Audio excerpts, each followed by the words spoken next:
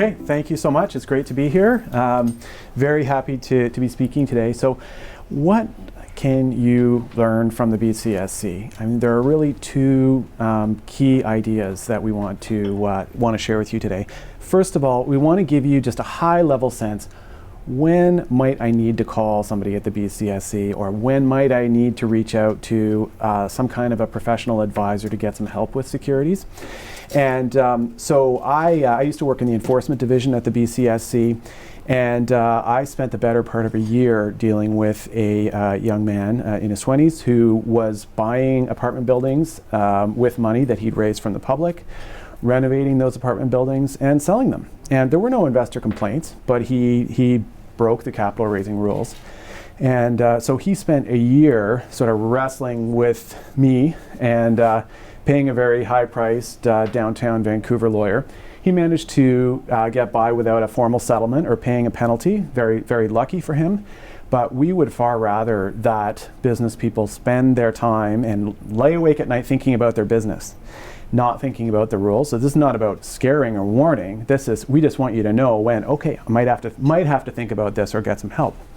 And then the second piece is we want to give you a sense of broad categories of people that you can approach or may want to approach. So there's only so many lunches you can go to, and there's only so many people you can target for investment. And so our presentation will touch on some of the types of people that actually can write the check legally once you've sold them on your business idea. And our presentation, you know, it ties in really well with bank financing. Most small businesses get financing from the bank, but they often start with love and faith money. And our laws do apply to that kind of financing, and they apply to later stage financing as well. So it's good to know a little bit about both. So the BCSC, in case you don't know much about us, we are the provincial government agency responsible for securities trading in BC. What we're going to talk about today, I won't go through the whole agenda, but we're really trying to help you understand securities law requirements and how they'll apply to your small business when you're raising capital. There's a lot to cover in this hour, so we will run through this quite quickly, but we should have time for questions at the end. Okay, so what is a security? The obvious one that comes to mind is a share of a corporation. You know, you go online, incorporate your company, and you issue shares to yourself, or you issue shares to people that have put up equity financing. But that's not it. It actually is much broader than that.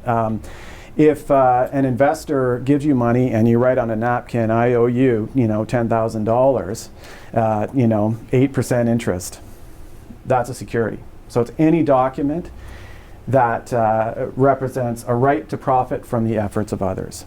And it could include, profit sharing agreements or other types of documents. So another common misconception is that securities laws it's only about public companies traded on a stock exchange. And that is not the case. People do get into trouble. They mean well. They don't know that, in fact, anytime a security is traded, anytime you sell a security for something, for money, not a gift, then you may need to consider securities laws. And really, we are, we're here today to try to tell you a little bit so you don't need to know all about securities if you stay within the parameters we're going to talk about today. So Lotus Land Properties is a fictional small business. We will kind of talk about them throughout our presentation. The principals are Julie and Sam, and they're in the construction business. They are just starting this new company, and they want to buy an old house, fix it up, and rent it out for future income.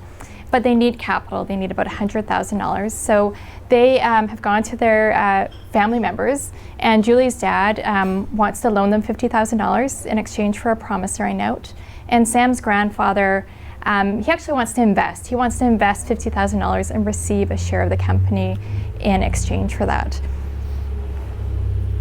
So yeah, sorry, go ahead. Okay, so keep. Okay, so I'll save you going to law school. I'll give you Securities 101 in 1 minute or less.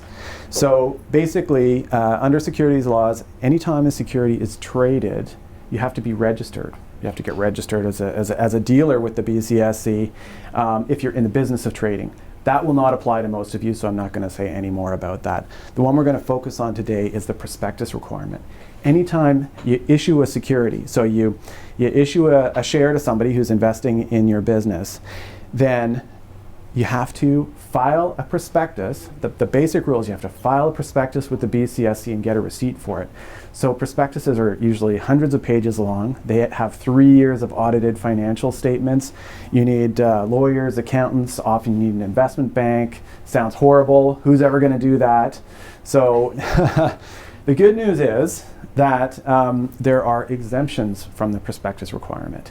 And there is one in particular that we want to talk about today that will carry most businesses a long, long way. And as long as you know about this one prospectus exemption, then you can do a lot of financing before you have to worry about securities lawyers, prospectuses, or any of that other stuff. So the prospectus exemption, the rule I want to talk about, it's called the private issuer exemption. So if your company issues securities to not more than 50 people, and you don't have to count employees, directors, and officers in that count, then you're a private issuer. If you're a private issuer, then you can raise any amount of money from the categories of people we're going to talk about in a second. So going back to our Lotus Land example, so they were the dad got a promissory note and the grandfather got the share in the company. So those are both securities, and securities laws definitely apply. But the company is small, they're at this very small stage. They've got obviously less than 50 security holders, so they are a private issuer. So private issuers, they can't sell securities to everyone. They can only sell to certain types of investors. And so those would be your close family friends, your close family, your close personal friends, your close business associates, employees, and a group of people or type of person called the accredited investor. We'll go through these in the next couple of slides. But right now, just to focus on the close family member, back to the Lotus Land example, it was the dad and the grandfather, and those both fit within our definition of close family member. In the definition, a close family member could be your spouse, your parent, your grandparent, your brother, sister, child, or grandchild. So just that very close set of family would be able to use that exemption. So Lotus Land, they were very successful with their first project, and now they want to buy a small apartment building, which would require a $500,000 investment. A few other people are interested in investing. There's Julie's best friend, Tina. There's Sam's former employer, Richard, and Sam's old high school friend, Frank. They haven't seen each other since high school, but they are Facebook friends now, and he's interested in investing. So let's see if they can sell to each of those people. So what is a close personal friend? This is actually covered in securities laws, if you can believe it. So the definition of who is a close personal friend is it's somebody that you know well enough and you've known long enough to be able to assess their capabilities and trustworthiness. So the investor can assess you, the business person, your capabilities and trustworthiness. So the answer on Frank is, he appears to be just this Facebook friend, so probably doesn't know Sam well enough anymore to be able to assess his capability and trustworthiness. But Julie's best friend Tina, they've been best friends since kindergarten, and Julie was recently, maid of honor at Tina's wedding. They certainly seem to be close personal friends, and so they probably could sell securities to Tina under this exemption. Okay, so what is a close business associate? What kind of business associate can you raise money from? So it's a similar test here. The person has had sufficient business dealings with you to be able to assess your capabilities and trustworthiness. And just like with the close personal friend definition, the relationship has to be direct. So you can't be a close business associate of a close business associate. So Sam's former employer, Richard, wants to invest. And Sam actually directly reported to Richard for 5 years. So we would think that Richard would have a very good sense of his capabilities and trustworthiness because of that close relationship. So he could probably fit within the close business associate definition. What about accredited investors? That's another buzzword. So Warren Buffett pictured here, obviously he's an accredited investor, and it's actually not a great example because he's hyper wealthy. He's one of the richest people in the world. That is not what you need to be to qualify as an accredited investor. An accredited investor is somebody, one of the tests anyway, is they've made $200,000 for each of the past 2 years, and they reasonably expect to make $200,000 in the coming year. It's $300,000 with a spouse. Another way to qualify is the person has $1 million in financial assets. So, those are wealthy individuals, but it's not like, Warren Buffett level. People are out there that meet that test. Does that include your house? That's exact. No, it does not include your house. So yeah, you can't include any homes in that. It's just financial assets in the $1 million test. Would it be a net, not a gross? That's net, yeah. Yeah. There is another test of $5 million in total assets. So for that test, you could include your homes or whatever for that test. So companies, large companies generally qualify as accredited investor, as do institutions. So, if you could convince Berkshire Hathaway, Warren Buffett's company, to invest in your business or other kinds of venture funds, they generally qualify as accredited investors as well. And most of the angel investors, so based on the pitches on Friday, those would be accredited investors, right? Most of them would be accepted. Yeah, I've got a long list of them. They all live in Vancouver. I'm going to give it out later. No, so I wish. Now that is value added. Yes, their personal cell phone numbers. And their favorite food. Yes, Yeah. stalk them on the way out. Don't let them leave. Okay, so Lotus Land, they're on to their third project, and this one requires a lot more investment, $2 million. And they've gone to all of their close personal friends, their family, their accredited investors they know, and they haven't been able to raise all these funds. So they need to find new investors, but doing so is going to take them out of being a private issuer. So they need to find other exemptions for those sales. So the good news is when you're no longer a private issuer, you can still sell to the same types of individuals.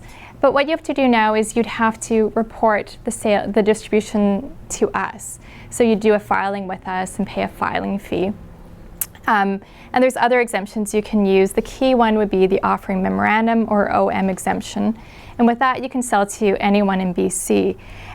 We're not going to go into it today, but there is more information in the guide that I think everyone has received on it if you want to find more information on that exemption. Can I just interrupt? Sure. Just for the benefit of those around the table who are not from BC, you can't speak exactly for every Securities Commission, but you'll know a lot more than we will. Are most of the other provinces structured similarly in terms of their laws? So that's an excellent question. When you're a private issuer, it's essentially harmonized across Canada. What you need to keep in mind is what are the laws in the jurisdiction of the investor? Securities is all about protecting the investor, right? So if the person's in Ontario, you need to make sure you have a prospectus exemption in Ontario. So private issuer, you're probably good. Friends and family, more or less across the country. Offering memorandum exemption doesn't even exist in Ontario yet. So if you're going to start getting into cross-border, it is a little more complicated. You're probably going to need professional advice for that. Is that lawyers? Well, yeah, but securities lawyers are the obvious, but there's accountants and other professionals that know the rules really well. But that's if you're going to go beyond the private issuer thing. Okay, so crowdfunding. Obviously, there's lots and lots of buzz about crowdfunding, and crowdfunding exists now. It is happening in North America, obviously. Most of the crowdfunding that's happening now is either charitable or it's sort of product oriented. So, here I'm going to give you a mug and you're going to pay me $200 for it. Well, yeah, that kind of thing can be done because it's not a security. It's not equity crowdfunding. equity crowdfunding is actually not yet legal in most places in North America. So Saskatchewan was early with a set of rules for crowdfunding. Now the good news, the good news is that in the next 60 days, there should be rules in BC that facilitate equity crowdfunding. And just to give you the picture, it would enable an internet offering of up to $1,500 per investor in 2 tranches of $150,000 per year. So you could go out twice a year for $150,000. So it's good. A lot of people have been asking for this for a long time. Bear in mind there are downsides. You really want tons and tons of investors who only put $1,500 into your business. It's probably not the answer for everybody, and some venture capital investors that'll be a negative for them if you have a really messy capital structure. So, but it's another tool that's on its way. So that concludes what we wanted to cover today. The 3 key things to remember is that a security can be many things, not just a share. Securities laws probably apply to your small business, but that there are a lot of exemptions that your small business can use and is probably able to use right now. We have more information in the guide that you all received. There's also information on our website, and we're also available for questions right now, or you could call us later. Sure. Yes, yeah, Sure. Go for it. Yep. I was just wondering what the advantage is to going that path as opposed to getting a bank loan, for example? Well, equity, somebody just gives you money and they hope one day that they'll be able to sell their shares, but it's your money to work with then, and you don't have to pay it back. You don't have to make interest payments. But that's just a general feature of any kind of equity, any equity financing versus debt financing. The bank may not be willing to loan to you in certain circumstances. Maybe your revenue's not there. Maybe you just don't meet the criteria for the bank's lending policies. And some companies, they really need to raise lots and lots of money for like a major capital investment. And at a certain point, often the only way to do that is through a broader public offering. What's in it for them? For who? For the crowdfunding. If you're raising money through that, what's in it for them? Well, I mean, right now a lot of people are doing it just because they love the idea, right? Like you're making the best potato salad ever. Really? Yeah. Some people, it's a joke, right? That's a real example.